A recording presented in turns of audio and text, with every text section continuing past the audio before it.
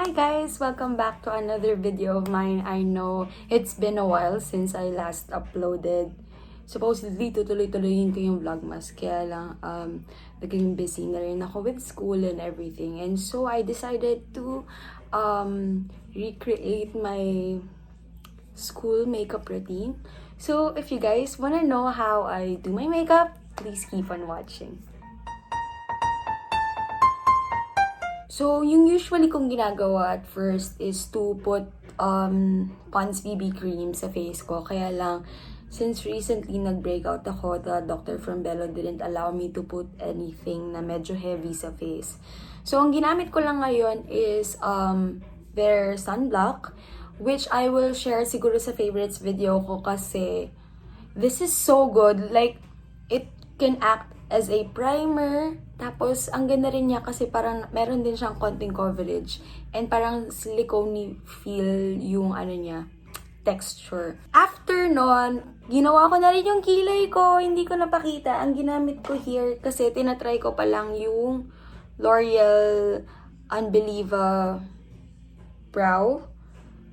Tapos, I'm using the shade dark brown. I'm not sure if ito yung darkest, pero ito yung pinaka-dark sa nakita ko dun na available sa department store. And then the next one that I will do is I'll put on my concealer. I'm using Nars Creamy Radiant Concealer in the shade Ginger. So, ilalagay ko lang siya under the eyes to cover these things.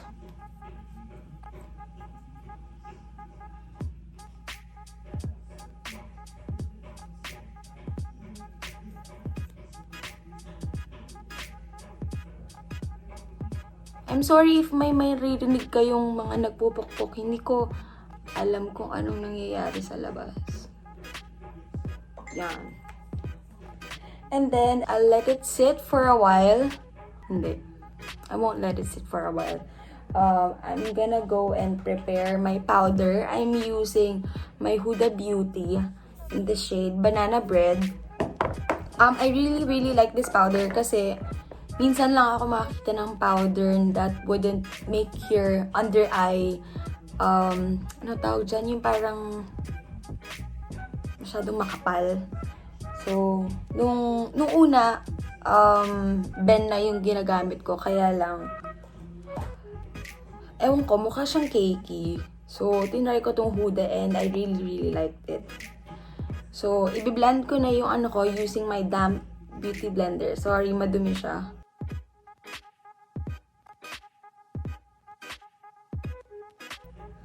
Sorry, natatakpan pala, I didn't know. It's kind of hard for me to see kasi wala akong mirror sa harap. Yung phone lang yung ginagamit ko as a mirror. And then after that, okay na ba? I'll use my, this same beauty blender to put powder sa under eyes. Nagbe-bake ako kasi usually kung hindi ko siya ginagawa, magki-cake talaga yung, magbubuo-buo siya. Like sa fine lines ko under the eyes. Ewan ko, ever since kasi meron ako neto, so parang, yun din yung isa sa reason kung ba't nahihirapan ako mag-makeup. Kasi yung mga linya ko under the eyes. After that, alam ko hindi pa siya masyado blended. I'm gonna use this face shape brush by Zoeva to blend yung sa outside. After nyan, I would curl my lashes. Matagal-tagal na to sa akin yung Shu Emura. I don't know how you pronounce this thing, pero ito yung ginagamit ko. Weird. Yung feeling netong Unbelievabrow, parang buo-buo. I don't know, parang weird. Pero in fairness guys, if magsuswimming kayo, hindi talaga siya natatanggal. So, kailangan nyo ng oil to remove it. After ko i-curl, I'll be using my roller lash from Benefit. Hindi ko alam kung tama ba yung mga sequence ng pinagagawa kong makeup, pero this is how I do it. And then after nyan, ang pinapatuyo ko muna, and then I'll proceed with my bronzer. I'm using Hoola bronzer. Recently ko lang ito na-discover. I really like it kasi parang subtle siya. Ewan ko. Nung tinry ko dun sa girlfriend ng kapatid ko, si Nicole. Hi, Nicole! Super nagustuhan ko siya. Although hindi siya sobrang kita. Kaya, tas ang ginagamit ko is itong buffing brush ng Real Techniques.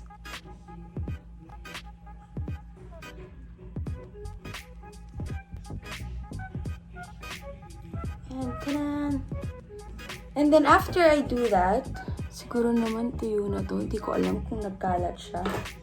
Ano ba? I'll proceed with my eyeliner. I'm using 2 eyeliners. One is yung pen. This one is from Tarte. Kitten ang name niya. Ang cute niya kasi ganito yung itsura niya. I bought this one from Thailand nung nagbangkok kami ni Waki. Feeling ko ang bulol ko. Anyway, yan. I-line ko muna yung eyes ko.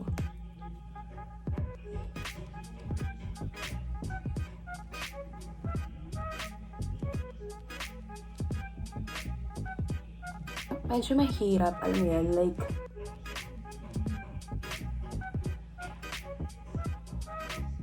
hindi ko alam kung saan papunta. Hindi ko alam kung pantay itong ginagawa ko, pero bahala na. And okay ba? Hindi ko alam eh. And then after niya, ito yung bagong technique na ginagawa ko sa makeup ko. Kasi gusto ko magmukhang elongated yung eyes ko. And mahirap siya kasi naka-cover yung mata ko dito. Ay, ewan ko, ang tawag dito. Eyelid. So, dapat ganyan siya. So, ang ginagawa ko is, I'll be using itong Marc Jacobs na gel liner in this shade. Earthquake ata to. So, ang gagawin ko sa kanya, i-continue ko to. Okay, let me just show you. Etong dulo ng tip ng liner ko is i-connect ko pa ganito.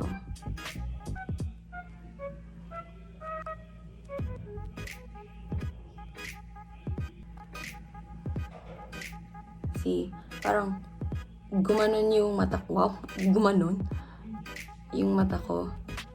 Then, ayusin na lang natin. So, you can see the difference. Mukha akong nagpa-blep. Yung, basta yung surgery nung sa mga monolid. And then, gagawin ko din siya sa kabila. Magulo siya.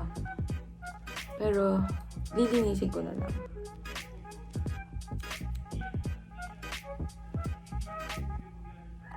And then, yun nga, ipapolish ko na lang yung iba.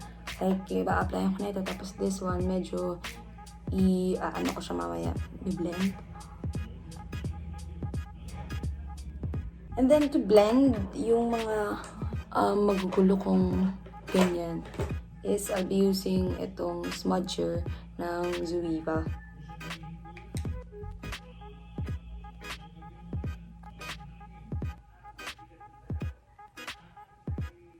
Nawala kasi yung thin ko na type na gel. Naiwan ko ata sa Manila. So, I've noticed na si Nadine Lustre, yung makeup artist ata niya, halos same yung ginagawa. Like, nilalagyan dito. I think it's one way to elongate your eyes, especially pag medyo bilog talaga yung mata mo. Oh my gosh. Bilog talaga yung mata mo. Parang, it can make it look almond.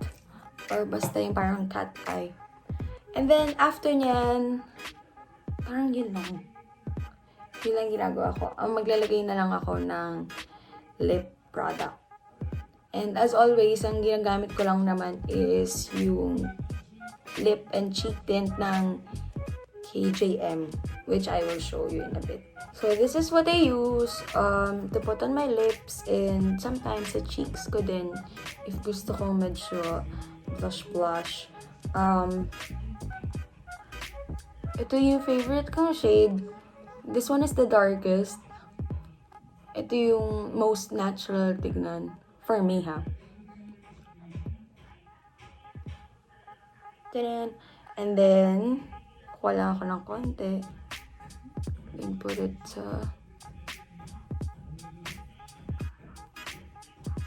For the rest of my face, gamit ako ng sira kong brush. Hindi ako makahanap na magandang ganito or kung meron man super mahal. And then, ito yung finishing powder ko. Yung NC35 Studio Fix na MAC. I'll just use this for the rest of my face para naman pantay, hindi ako mukhang may ganter.